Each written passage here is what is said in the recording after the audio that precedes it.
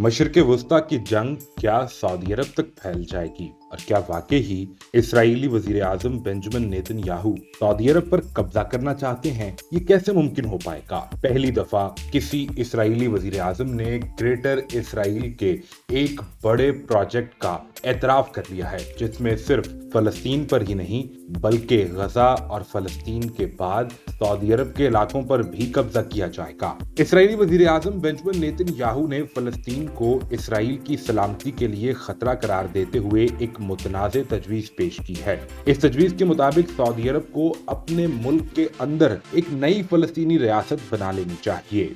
खबर एजेंसी की रिपोर्ट के मुताबिक नेतन्याहू ने इसराइली न्यूज चैनल 14 को दिए गए इंटरव्यू में कहा कि सऊदी हुकूमत फलस्तीनियों के लिए अपनी सरजमीन पर एक रियासत कायम कर सकती है, क्योंकि इनके पास तो काफी जमीन है जो अभी आबाद होने वाली है।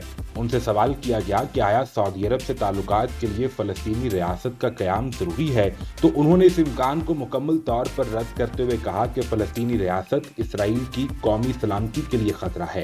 नेतन्याहू ने मजीद कहा कि 7 अक्टूबर के बाद फलस्तीनी रियासत का कोई तस्वुर नहीं बाकी। क्या आप जानते हैं कि वो क्या था? एक फलस्तीनी रियासत थी जिसे गजा कहा जाता था, जहां हमास की हुकूमत कायम थी। नतीजा हम सब के सामने है। उन्होंने दोबारा जोर देकर कहा कि फलस्तीनी रियासत का कयाम इसराइल के लिए किसी तौर पर काबिल कबूल नहीं है। सऊदी अरब की वजारत खारजा ने बेंजामिन नेतन्याहू के इस बयान को सख्ती से मुस्तरद करते हुए वाज़ेह किया कि इसराइल के साथ ताल्लुकात उसी वक्त मुमकिन होंगे जब फलस्तीनी रियासत का कयाम अमल में आएगा। सऊदी हुकूमत ने इस बात का इयादा किया कि वो हमेशा फलस्तीनी अवाम के हकूक और एक खुद मुख्तार रियासत के कयाम की हिमायत करते हैं। आपके ज़हन में ये सवाल पैदा होगा कि आखिर सऊदी अरब को टारगेट क्यों किया जा रहा है। सबसे पहले तो डोनाल्ड ट्रंप ने आते ही फलस्तीन के मसले के हल के हवाले से जो तजवीज़ पेश की कि गजा के लोगों के ऊपर कब्जा करना चाहते हैं और गजा की ज़मीन पर कब्जा करके इसे आबाद करने का अमेरिका ने जो मंसूबा दिया, बुनियादी तौर पर इसे फलस्तीन के ज़ेर इंतज़ाम से निकाल कर इसराइल के ज़ेर इंतज़ाम देना है। लेकिन ग्रेटर इसराइल का वो प्लान जो इसराइली बड़ी मुद्दत से बनाए बैठे हैं और जिस पर सदियों से काम किया जा रहा है,